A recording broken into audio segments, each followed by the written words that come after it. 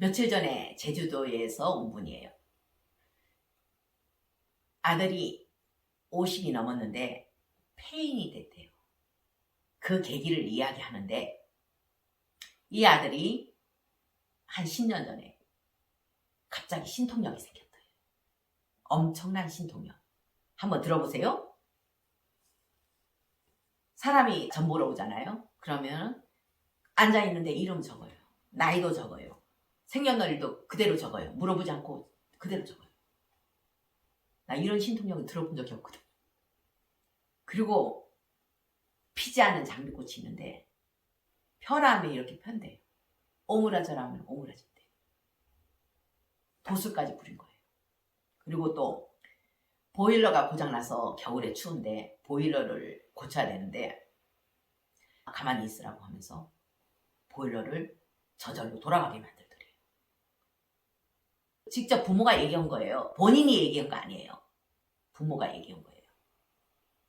그리고 누가 왔는데 장롱 안에 한번 봐봐라. 유서가 있다. 정말 있대요. 2년 동안 이런 신통력을 발휘하더래요. 계기는 어떤 계기냐? 신고 받은 것도 아니고 이 아버지가 몇 년 전에 7.4라는 독사를 구워 먹었대요. 그러고 나서 바로 눈이 멀어버렸대요. 눈이. 그래서 무당을 불러서 구술했대요. 했는데 눈은 떠지고 아들한테 그게 붙어버린 거예요. 그 독사가. 그래서 아들한테 붙어서 장난을 치는 거예요.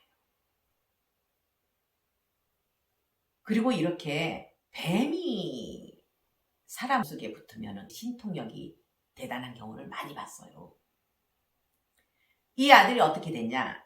2년 동안 신통력이 대단하더니만 온갖 무당들 다 오고 도사라는 도사 다 오고 큰 신이 왔다고. 딱 2년을 그렇게 하더니만 신통력이 없어져 버린 거예요. 그리고 나서 이 아들은 제주도에 온데 술집이란 술집 다 돌아다니면서 밤마다 술을 마셔야 되는 거예요. 알코올 중독. 그래서 또 구술했대요. 계속 구술했어요. 그러니까 집안은 다 망해버리고 엄청 많던 재산은 다 없어지고 아들은 폐인이 됐대요. 지금도 폐인 됐대요. 그 사연을 이야기하는 거예요. 요 근처에 있는 마을에 무당이 있었어요. 아주 용한 무당. 그 아들이 어머니는 지금 병원에 있고 어머니가 치우고 싶어도 함부로 치울 수 없어서 아들한테 어디에 좀 말하고 한 모양이에요. 그래서 저한테 의뢰가 들어왔어요. 아주 쪽집게 무당이에요. 한 30년을 했는가 봐요. 이걸 치워야 되는데 저는 이거 다 치우고 다음날 여기 오라 했어요. 그 전날 다 태우고 그 다음날 왔어요. 삼신할매를 모시고 있다고 했어요. 삼신할매를. 모시게 된 계기는 남편이 젊었을 때 살무사 술을 먹었대요. 살무사. 그것도 독사잖아요. 술을 먹고 이름 모를 병에 걸려버린 거예요. 무당한테 갔더니만 삼신할매를 모시면 이 병이 낫는다 하더래요. 그래서 구슬하고 삼신할매를 모셨대요. 그러니까 아팠던 남편은 회복하고 그리고 이 사람 무당이 된 거예요. 천도제를 하는데 뱀인 거예요. 삼신할매가 아닌 거예요. 뱀이에요. 제가 뱀이라 했어요. 삼신할매 아니다. 삼신할매를 가장한 뱀이다. 이랬더니만 그 살무사 얘기를 그때 들었어요. 그러면서 이 며느리가 하는 말이 스님 저는 시집와서 지금 20년이 넘었는데 한 번도 시어머니 눈을 마주쳐 본 적이 없어요. 너무 무서워서. 그리고 이렇게 앉아갖고 째려보는 그 눈빛이 딱 뱀이래요. 그래서 여기서 풀고 아무 일 없이 지금까지도 한 7, 8년 지났어요. 아무 일 없어요. 그거 치우고 나서도. 이렇게 뱀이 빙의되면 이상하게 신통력이 대단하더라고요. 사이비 교주나 이런 사람들이 뱀이 빙의된 경우를 많이 봤어요. 그러면은 말도 잘해요. 점도 잘 봐요. 그런데 결국은 집안을 망가뜨린다는 거예요. 꼬꼬무에 나오는 이야기를 할게요. 며칠 전에 꼬꼬무를 보게 됐는데 한보철강 정태수 회장 이야기가 나왔어요. 이 정태수 회장이 젊었을 때 말단 공무원이었대요. 저 경남 지방의 말단 공무원이었는데 백선생이라고 부산에 유명한 점쟁이가 있었는가 봐요. 관상쟁이가. 그 사람한테 갔더니만 공무원 그만둬라 하더래요. 재벌이 된다고. 그 말을 듣고도 그만 안 뒀대요. 내일이 3년을 갔대요. 갈 때마다 그 얘기를 했대요.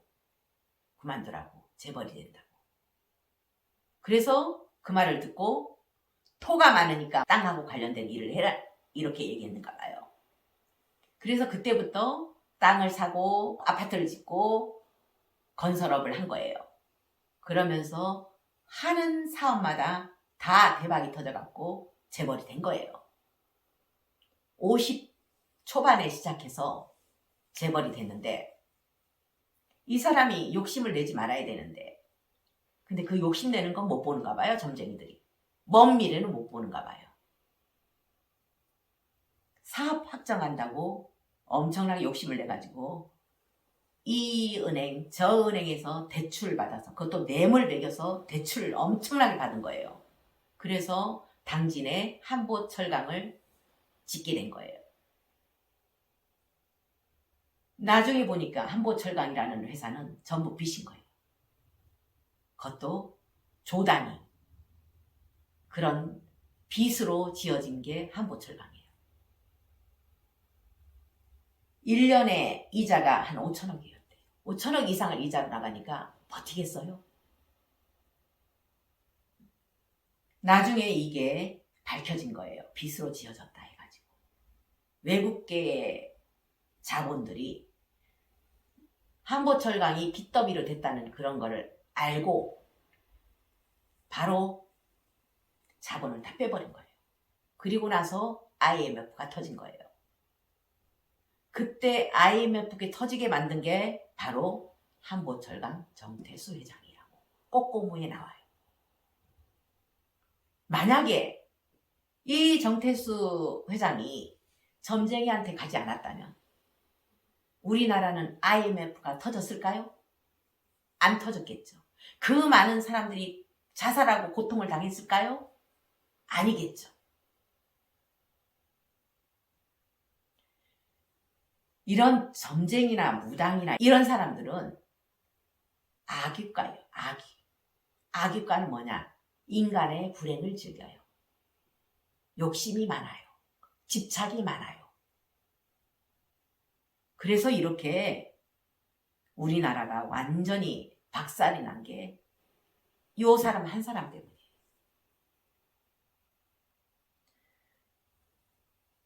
점쟁이한테 만약에 안 갔다면 이 사람은 그렇게 한순간에 재벌이 됐다가 한순간에 나락으로 떨어지는 경우가 없었겠죠. 그냥 평범하게 잘 살았겠죠. 근데 점쟁이한테 가서 점쟁이 말을 듣고 저질러서 이렇게 나라까지 망하게 했다는 그런 사연이에요. 교수님, 그게 꼭 점쟁이한테 가서 일단 사업을 하게 된 계기는 됐지만 네. 그 사람이 그 중간에 그 삿된 욕심을 부리지 않았다면은 IMF까지는 가지 않았기 때문에 굳이 꼭 점쟁이에게 갔던 그게 잘못이라고 말할 수는 없을 것 같기도 한데, 제 생각에는 그냥 이 정태수라는 그 사람의 욕심에 의해서 망해버린 게 아닐까. 그럼 점쟁이가 그것까지 봐야죠. 그래서 먼 미래를 못 본다는 거죠. 네, 점쟁이들은 결국은 먼 미래까지는 못 본다는 예. 그런 결론이에요. 예. 결론은요. 네. 먼 미래는 못 본다는 거예요. 점쟁이들은. 가까운 미래는 볼 수 있어요. 근데 먼 미래까지 못 본다는 거예요. 만약에 신통력이 정말 부처님처럼 대단해서 먼 미래까지 본다면 그 이후에까지 볼 수 있는 그런 신통력으로 못하겠겠죠. 만약에 한다해도. 왜 처음부터 이루어지지 않았겠죠. 그래서 무당한테 가서 그렇게 무당 말 듣지 말라는 게 그거예요. 편안하게 살았으면 그렇게 고통 안 당했겠죠. 갑자기 저 위에까지 올렸다가 완전히 미끄럼틀 타기는 안 했겠죠. 그죠? 그걸 얘기한 거예요. 자, 왜 신통력에 대해서 얘기하냐. 무당에 대해서, 굿에 대해서, 그리고 내가 하는 이런 천도제에 대해서 다시 한번 우리는 짚어봐야 될 것 같아요. 굿은 뭐냐. 통돼지를 바치고 닭피를 뿌리고 칼 들고 뛰고 이러면서 그리고 또 다라이에 창자들 놓고 막 아기처럼 먹어대고 이러면서 완전히 주파수를 어디에 맞추는 거냐. 아기 세계에 맞추는 게 바로 굿이라고 봐요. 맞잖아요. 폴짝폴짝 뛰면서 정신없게 만들어요. 어떤 것도 안 들어오게 만들어요. 그러면서 아기 세계하고 주파수를 맞추는 거예요. 그 이유는 뭐냐? 통돼지하고 닭피를 뿌렸기 때문에. 아기들이 제일 좋아하는 게 짐승의 피와 고름이기 때문에. 그래서 닭피를 뿌리는 거고. 굿하면서 돼지 안 바치고 이러는 굿은 거의 없잖아요. 이거는 바로 아기들이 좋아하니까 아기들이 강림하겠지. 아기들이 강림하게 하는 게 바로 굿이에요. 굿. 그리고 또 우리가 천도제를 하면서 스님들이 천도제를 하면서 어디에 주파수를 맞추는 거예요? 이분들하고 주파수를 맞춰 나가는 게 바로 천도제예요. 불보살님과 주파수를 맞추는 과정이 바로 천도제예요. 천도제 하는 과정이 바로 주파수 맞추는 거. 주파수 맞추려면 어떻게 해야 되겠어요? 도량청정 무아해 삼보철용 강차지. 이분들이 강림하시게 하려면은 도량청정 무아해 해야 한다는 거예요. 이것도 주파수 맞추는 거. 그리고 또 다란이를 하면서 신무장구 대다란이 나무라 다나다라 하면서 계속 하는 것도 주파수 맞추는 거. 연불 하는 것도 주파수 맞추는 거. 사경하는 것도 주파수 맞추는 거예요. 삼천배 하는 것도 주파수 맞추는 거예요. 누구와? 불보살님과 주파수 맞추게 되면은 가피가 내려주는 거예요. 관세모달 하면서 머릿속은 온갖 우리 아들 잘 되게 해주세요. 합격 해주세요. 욕심밖에 없어. 그럼 주파수가 맞겠어요? 비워야 맞는 거예요. 비워야. 그래서 연불 삼매라 하기도 하고 일행 삼매라 하기도 하고 온갖 삼매에 대해서 얘기하잖아요. 그것도 주파수 맞추는 과정이에요. 라디오 주파수 맞추듯이. 사경을 하면서도 사경에 집중하게 되잖아요. 집중하면서 모든 걸 비우게 되면 내 욕심을 내려놓게 되면 어느 순간에 딱 불보살님하고 주파수가 맞았을 때 가피가 오는 거예요. 그래서 절에 들어갈 때는 불의문을 통과하면서 주파수 맞추려고 비우고 들어가야 된다는 거죠. 내 욕심을 비우고 법당에 딱 들어갔을 때 가피가 오는 거죠. 주파수가 맞으니까. 참 간단한 원리예요. 근데 못 비우니까 가피를 못 떠는 거예요. 항상 우리는 바라는 마음으로 하기 때문에 주파수가 안 맞는 거예요. 방생을 하면서도 바라는 마음으로 하기 때문에 나한테 가피가 안 오는 거예요. 제일 빠르게 주파수 맞추는 방법이 뭔지 아세요? 보살행. 저 길거리에 터져있는 고양이 치우면서 연불해주고. 그리고 저 축생들을 위해서 먹을 거 갖다 주고. 바라는 마음 없이 이렇게 하게 되면 제일 빨리 주파수가 맞는 거예요. 행을 해버리는 거예요. 앉아갖고 매날 며칠 사경 70번 해도 엄마 한 명 천도 못 시키는데. 저는 그래서 지금 카피가 온 거예요. 어떤 카피? 끝없이 솟아나오는 공덕의 카피. 뭐든지 바라는 대로 이루어지는 카피. 저는 모든 게 만족해요. 하나도 만족 안 하는 게 없어요. 부족한 게 하나도 없어요. 이렇게 되려면은 어떻게 해야 되는지 제가 가르쳐 주잖아요. 보살행을 하세요. 제일 빨라요. 맨날 앉아갖고 사경하는 것도 좋아요. 다른 것도 다 좋아요. 신물장대다니 나무라다나 몇천 번 하는 것도 좋아요. 그러다가 순간 가피를 얻게 되면은 주파수가 맞았다는 거예요. 근데 그거는 힘들다는 거예요. 왜? 항상 우리는 머릿속이 복잡하고 욕심으로 가득 차 있기 때문에 비우기가 힘들다는 거예요. 아예 그 시간에 지렁이들 나와 있는 거 흙으로 갖다 주고 하는 게 더 빨라요.